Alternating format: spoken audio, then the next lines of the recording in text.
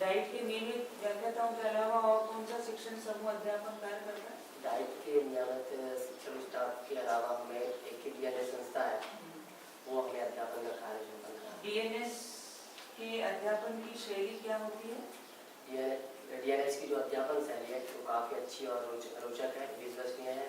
जो शिक्षण कराते हैं हमें काफ़ी अच्छे सीखने को मिलता है, अच्छा बड़ा ज्ञान मिलता है कि उसे कैसे याद करना है, कैसे क्या लाभ होता है इस शैली से? हमारे ज्ञान में, बुद्धि में, सामाजिक विकास होता है, ज्ञान बुद्धि कौशल क्षमता, नेचर स्वभाव, व्यवहारिक जीवन में। और कौन कौन सी गतिविधियां डीएनएस के द्वारा करवाई जाती है सैद्धांतिक विषय पढ़ाने के अलावा? जैसे रैली वगैरह का जो रैली निकाली थी, राखी प्रतियोगिता है, निबंध प्रतियोगिता है, मछली प्रतियोगिता है, जैसे कार्य कराए थे। टीएलएम प्रतियोगिता करवाई थी, विधि कैसे बनाना है, कैसे उपयोग करना है, कैसे बच्चे को सिखाना है, और बच्चा उन गतिविधियों का उपयोग कर किस तरीके से सीख। तो इन सब गतिविधियों को करने से आप अपने अंदर कुछ परिवर्तन अनुभव करते हैं? इससे परिवर्तन मैं यही करता हूँ कि मैं किस तरीके से बच्चों को पढ़ा सकता हूँ कि मेरे टीएलएम का उपयोग करने से बच्चे किस तरीके से किस हद तक जो है मेरे जो शिक्षण के उद्देश्य है क्या वो पूरे हो पाएंगे या नहीं। मैं एक टीएलएम का उपयोग करना सीख गया हूँ कि बच्चों को किस तरीके से टीएलएम का उपयोग करना है, प्रभावी ढंग से हम उनको पढ़ा सकते हैं ताकि बच्चे सीखकर अपने जीवन में, अपने व्यवहारिक जीवन में उतार सकें और बच्चे में नैतिक ज्ञान की क्षमता जैसे व्यवहारिक समझ जैसे गुणों का विकास। छात्रों को अध्यापन कार्य जब आप करवाने जाएंगे टीपी में जी, तो इन सब गतिविधियों का उपयोग कैसे करेंगे? मैं टीएलएम का उपयोग जो है ना समूह में करवा सकता हूँ, अलग अलग समूह बांटकर अलग अलग टीएलएम देकर उनको शिक्षण कार्य कर सकता हूँ और जो है ना व्यवहारिक जीवन में उन्हें बाहरी फील्ड में ले जाकर जो है ना उन्हें जो है ना खेल कूद करवा सकता हूँ, कुछ इंटरटेनमेंट और फ्रेंडली कुछ वार्तालाप कर सकते हैं उनमें। पाठ की विषय वस्तु को स्थायी रूप से याद करने में इन गतिविधियों से सहायता मिलती है? हाँ, इसमें याद करने में काफ़ी सहायता मिलती है। इससे टाइम मैनेजमेंट जो है ना उसमें टाइम मैनेजमेंट करना सीख जाते हैं और किस तरीके से प्रबंधन करना है और हमें किस तरीके से याद करना है उसका टाइम मैनेजमेंट करना सीख जाता है। आपकी किन किन आदतों में आपने सुधार पाया है व्यक्तित्व की? जब डीएनएस नहीं था और जब डीएनएस ने आपको साल भर तक आपके व्यवहार में रहा तो कौन सा परिवर्तन व्यक्तित्व में आया? व्यक्तित्व में मेरी यही आया कि किस तरीके से दूसरे लोगों से बात करना है, भाषा विकास है और व्यवहारिक जीवन में भी वृद्धि हुई है, सामाजिक जीवन में सामाजिक किस तरीके से परिवर्तन आया, किस तरीके से बोलना है, किस तरीके से बात करना है और एक शिक्षण कार्य कराते समय एक शिक्षक किस तरीके से शिक्षक बच्चों से मिलता है, वातावरण क्रिएट करता है, किस तरीके से शिक्षण अध्यापन करना चाहिए, बच्चों से किस तरीके से बात करना चाहिए। और शिक्षण कराने में कुछ सुधार पाते हैं? जब आपने पहला लेसन पढ़ाया होगा तब पढ़ाया और जब आपने 40 या 30 लेसन के बाद जब पढ़ाया उसमें कुछ सुधार दिखा अपने आप में? जी मैम, सुधार ये है कि जो पढ़ाने की विधि है वो उसमें सुधार देखा है और पहले जो पढ़ाया था वो एक अलग बात है क्योंकि मैं स्टार्टिंग में डरता था कि कहीं किस तरीके से बच्चों से मैं मिल पाऊंगा, किस तरीके से उनको सिखाना है, उनसे किस तरीके से वातावरण क्रिएट करना है, तो इन सब चीज़ों से अनजान था। जब 30-40 पीरियड के बाद मैं पढ़ाया तो एक कॉन्फिडेंस जब गया कि हाँ मैं भी एक अच्छी टीचिंग कर सकता हूँ, एक अच्छा शिक्षक बन सकता हूँ और बच्चों को एक जो उद्देश्य मेरे शिक्षण के जो टीचिंग कराना है वो पूरे हो सकते हैं और जो है ना कम्युनिटी एक्शन किया है, समुदाय सहकार, समुदाय में जाकर कोई कार्य किया है आपने? ग्रामीण क्षेत्र हो या शाला से संबंधित? समुदाय क्षेत्र में मैम अभी जो हम पिछली बार टीचिंग प्रैक्टिस में गए थे उसमें कुछ बच्चे नहीं आए थे तो हमने उनके माता पिताओं से जाकर जो है बातचीत की, चर्चा की, उनसे कहा कि आप लोग अपने बच्चों को जो है स्कूल नहीं जा रहे हैं, क्या कारण है, उनकी समस्या को जाना और कक्षा शिक्षण के पूर्व आप क्या तैयारी करते हैं? कक्षा शिक्षण के पूर्व मैं सबसे पहले मैं मेरे उद्देश्य को निर्धारित करता हूँ कि मुझे टीचिंग में कल ये पढ़ाना है तो उसको उद्देश्य तैयार करता हूँ, प्लान तैयार करता हूँ और एक जो है टीचिंग प्रैक्टिस के लिए टीएलएम योजना बनाना पड़ता है कि मुझे किस तरीके से बच्चों से बात करना है। कोई कठिन अवधारणा आपको समझानी हो तो आप क्या तरीका अपनाते हैं? कठिन अवधारणा अगर मुझे समझाए तो उसमें मैं टीएलएम का प्रयोग करता हूँ, बच्चों से बाहरी जीवन के व्यवहारिक जीवन से कुछ उदाहरण जो है वो लेता हूँ कि बाहरी जीवन से क्वेश्चन करता हूँ। इसके अलावा मैं जो है ना सहायक शिक्षण सामग्री के उपयोग में आप किन बातों का ध्यान रखते हैं? ये सबसे पहले सहायक सामग्री ज़्यादा महंगी नहीं होनी चाहिए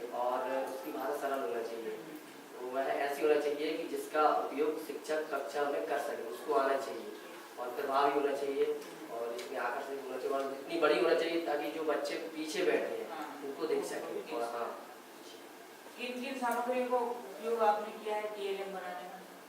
TLM बनाने में मैं स्केच पेन वगैरह है, शीट है, जो बेस मटेरियल है उसको ज़रा तैयार। कोई TLM बनाया है? बेस मटेरियल से मैंने TLM एक तैयार किया था।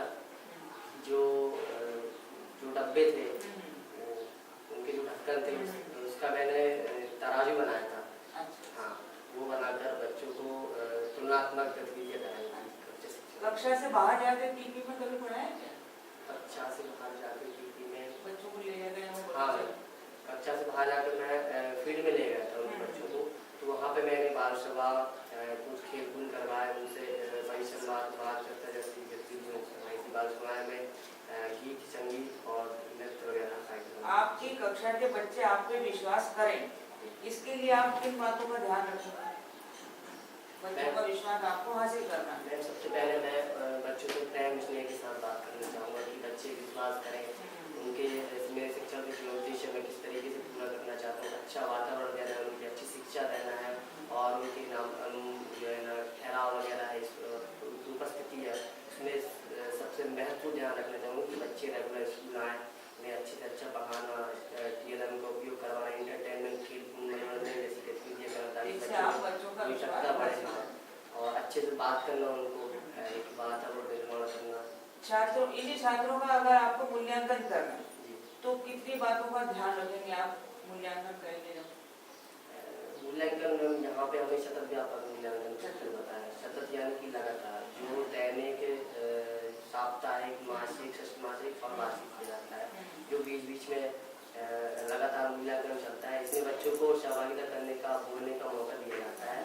इसमें जो हम कंटेंट पढ़ाते हैं सतत व्यापक मूल्यांकन, उसी का मूल्यांकन 40 मिनट के पीरियड के अंतर्गत करना है कि हमारे लक्ष्य उद्देश्य कहाँ तक किस तरीके से पूरे हो पाए।